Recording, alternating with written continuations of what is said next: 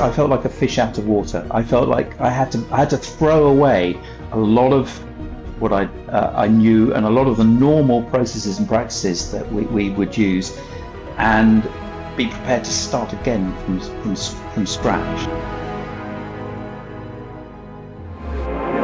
You're watching CineD, supported by B&H and CVP. What interests me, I mean, I did a little bit of research, and I think, Ian, you've directed BBC Proms TV coverage since 2022, but you... Before, actually, but yeah. For decades, Nino. Oh, that's great. Yeah, well, but I haven't found any background in VR or stereoscopic 3D, so this must have been a new experience for you too. Yes, it was. It was an extraordinary experience. There was a time, I don't know, maybe 15 years ago, when 3D recordings were quite popular. And I've also been involved in capturing stage performances, be that theatrical performances or operatic performances, so that they could be shown in cinema. And there was a period of time when 3D capture was all the rage because, it's more immersive. There's a way of bringing the audience closer to the action, making it more as if you were really in the theatre or opera house in that case. So I had a tiny exposure to is it stereoscopy, whatever the right word is, and 3D production and all those things, but only a tiny one, and that was a long time ago. But I'm guessing compared to the other Proms coverage, it must have been a very different production. I think you used the URSA Cine Immersive, which is a relatively new camera, which produces a massive amount of footage in terms of just the data you have to deal with. I think it's 16K resolution on those massive media drives that go inside the camera. And if I counted correctly, it must have been like 4 cameras during that production, or 5? We actually had 5 cameras. In some ways, this was like going back to when I first started directing television programs. It was like learning something from scratch again. I was in a really familiar environment. I've worked for years at the Albert Hall. I've worked on dozens of Proms concerts. And yet I felt, there's a phrase, I felt like a fish out of water. I felt like I had to throw away a lot of what I knew and a lot of the normal processes and practices that we would use, and be prepared to start again from scratch, because those cameras are amazing. They are 2 8K sensors, so that's 16K. They generate huge amounts of data. The piano concerto we were recording was half an hour long, and by the time you've rigged the cameras and started them in to record and finish, that was well over a half-hour recording. Times that by 5. It was an awful lot of data to have to manage and dit and process in the post-production process as well. But more than that, it was just the relearning how to shoot something using completely different cameras. Did you shoot the same concert also with like regular cameras, or was it just separate? This was a completely separate recording. So the only, there was obviously an audio recording made, but the only video recording made of Lukas's concert was the Apple Immersive recording. How did you feel? I mean, I noticed when I watched it, of course, like I'm a cinematographer myself, so.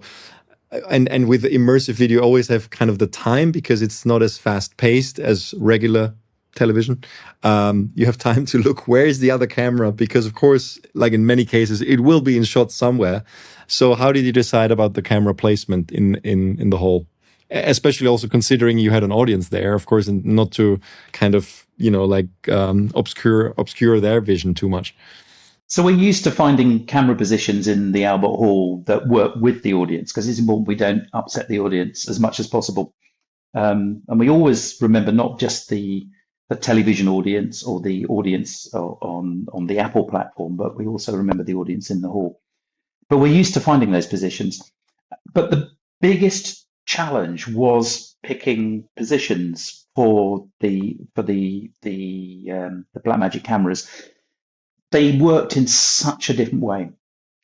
I'm used to putting a camera down, and if you need a tighter shot, you can usually zoom in to get a tighter shot, or you could change lenses to get a tighter shot. And the the cine cameras, the immersive cameras, a fixed lens, so they don't have that ability. The only way you can change the framing, if you want to call it that, is by physically moving the camera. Then there are some limitations. We did tests beforehand. Apple arranged for us to have a Blackmagic camera for weeks beforehand, and we used opportunities elsewhere in the season that just for test shooting. And we learned an awful lot. And we found that if you put the camera too close to an object, so if you put it too close to the piano, when you viewed that content on the immersive goggles, you almost felt really uncomfortable because it felt like your legs had gone through the side of the piano and into the piano in a way that would be physically impossible. So there was a rule of thumb that Apple suggested, being that we kept the camera at least a meter away from any object, so you didn't feel too close. And also the eye strain in terms of the 3D effects of having objects that are really very close to you. There's a limit to how much that can work as well. So we had to be very careful about proximity. And if you're placing cameras amongst an orchestra that's maybe 70, 80 people strong, it's really hard to find that distance to shoot from. So we had to sort of work very hard to get that right. And it was really invaluable to work with the Apple team, who, of course, have the most experience of this immersive technology anywhere in the world, and the lessons they've learned from previous projects, that we could at least start a step ahead, I think. I agree. I mean, if I looked, I think I watched most of the immersive productions they have on Apple TV, and you see it, especially in some of the earlier ones. There's almost like sometimes, rarely, but there is some shots where there's an uncomfortable closeness, especially to people, where it's almost like I was sitting, like half a meter in front of you without, like if you with a stranger, essentially it feels strange, right? It's almost like intimate space, what we call intimate space when also shooting regular film. But it really feels like, like I don't want to be this close to somebody I don't know. And that's why I think this distance is extremely important. I think there's, the visual language is completely new in a way if when you work with a camera like that, because it's so much more about placement. Like you said, it's all the same focal length. It's all basically where you would go if you were there. And as a guest, in your case, I think you also probably wouldn't sit on Lukas's lap during the performance, right? So that's how it feels. Yeah.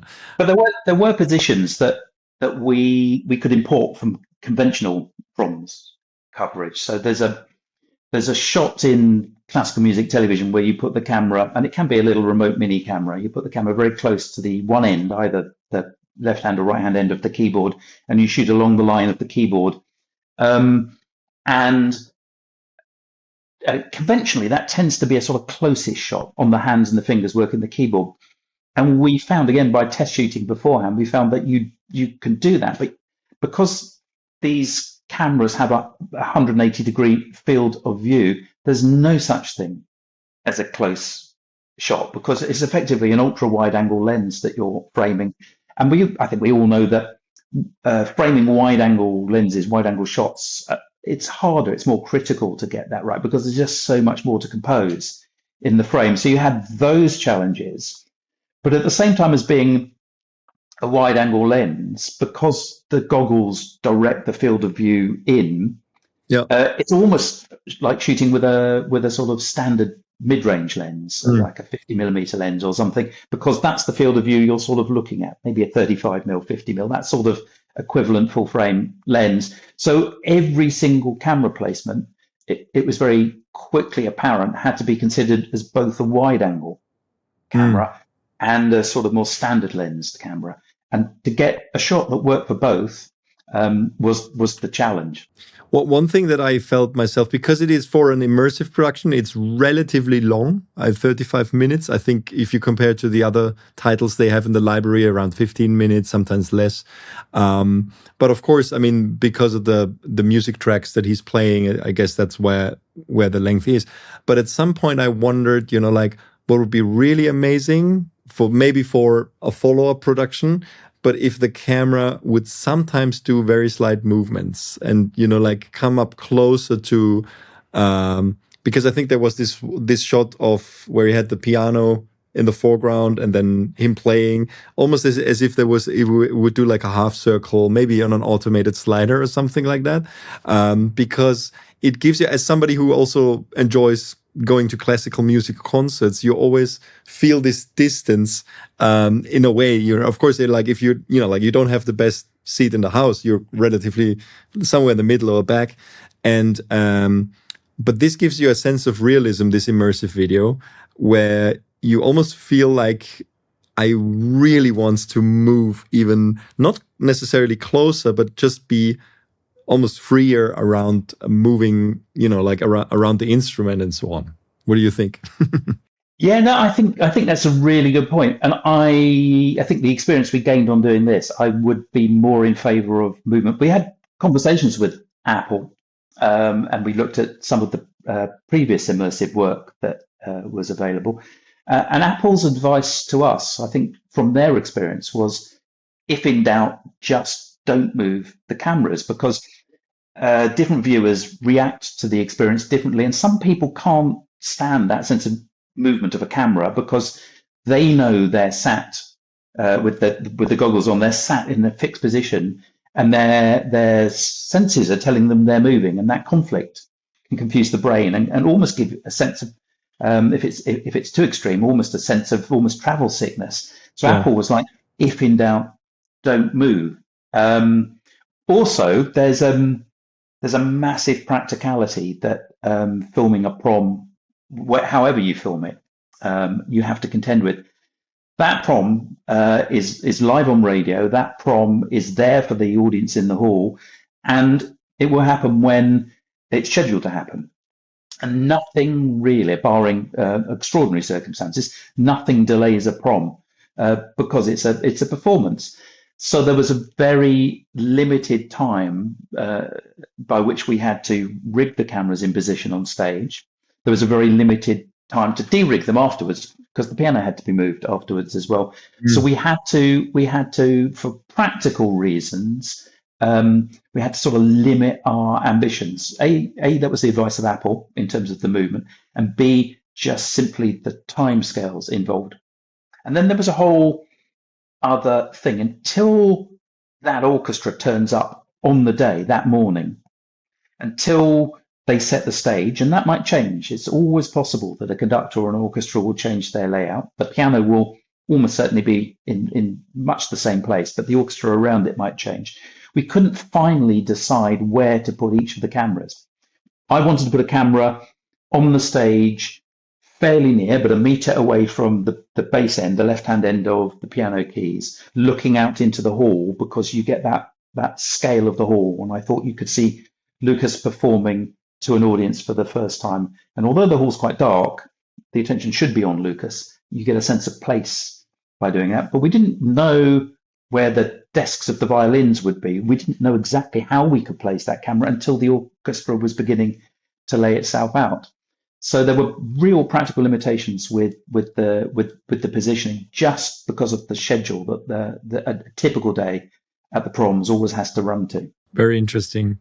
Yeah, I mean, it's you know, like there's not so many immersive video productions for Vision Pro out there, so you almost assume like it's something that was set to be made as a demo piece, right? I didn't even think about that. It's just, you know, like you have to adapt because it was like an actual real production, and the main focus was definitely not filming it with immersive cameras. Lukas was brilliant and was very accommodating, and he was happy for us to talk to him beforehand and filming it backstage as he approached that first debut performance.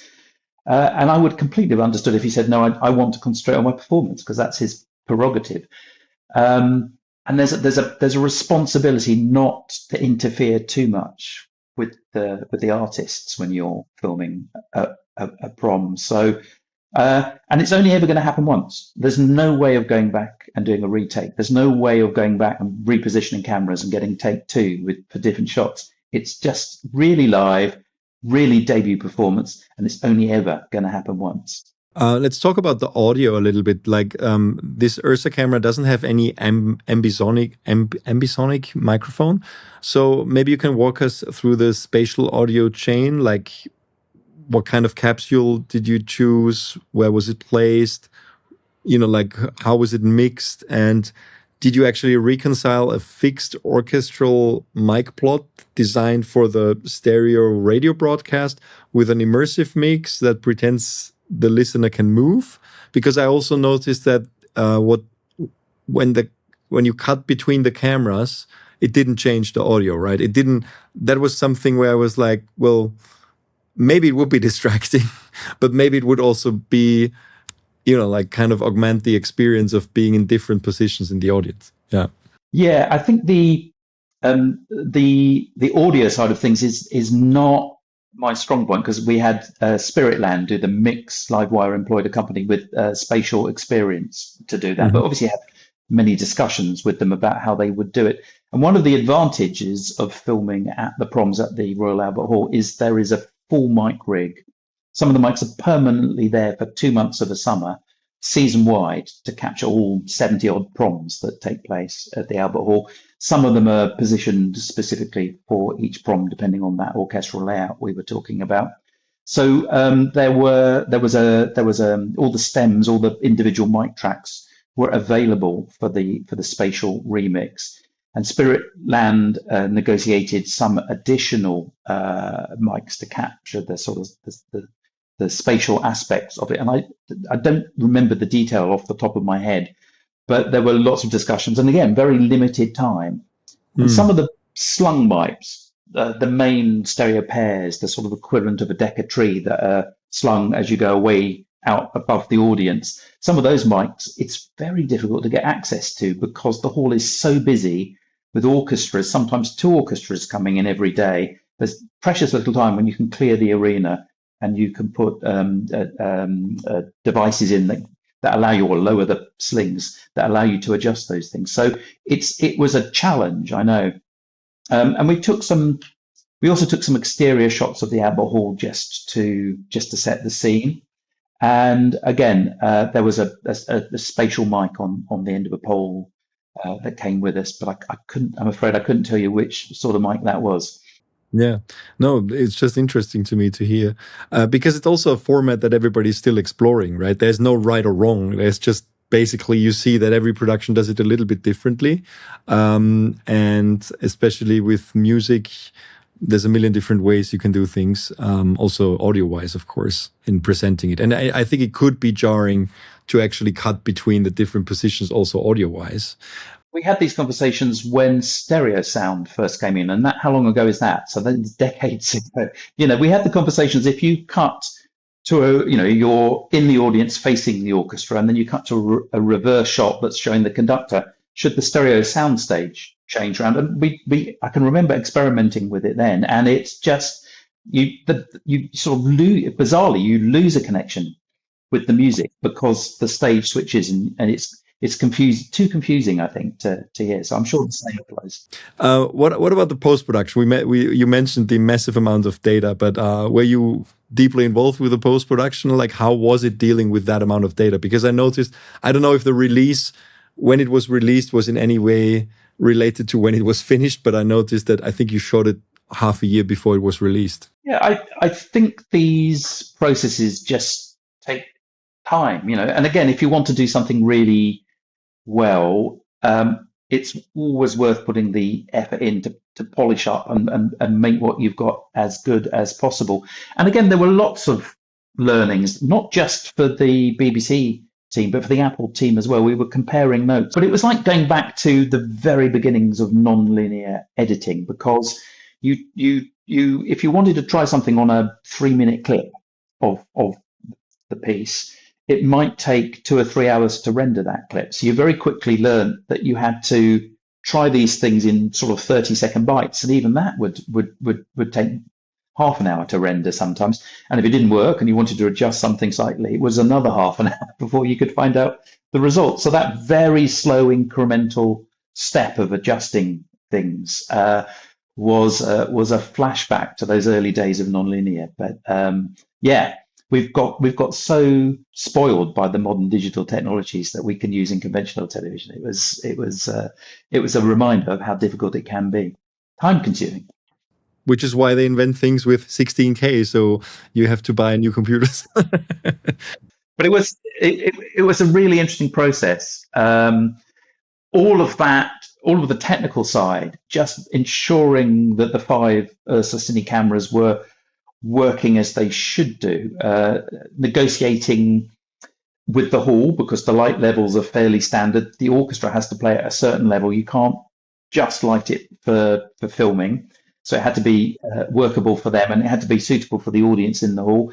Deciding what gain level to set the cameras at, and then there would be in post there was a denoise process that inevitably probably would have happened at whatever level, but all these trade-offs were discussed beforehand, and it was just a fascinating process to be in at what felt like the very beginnings of a new sort of film technology. Yeah. Well, lighting is a topic by itself for immersive, right? Because you would always see the lights, especially in your case, you even 360 degrees because you kind of pointed cameras at each other. I remember watching the Alicia Keys rehearsal room, which you've probably seen also on one of the first productions that they released. And I think they actually hid the cameras inside white columns with a cutout.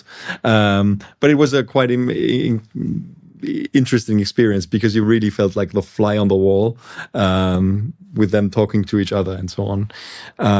But I actually just came back from Las Vegas from NAB, and we've seen a couple of companies like Blackmagic Design, but also a Main Concept, which is a codec company, like a software company that makes codecs.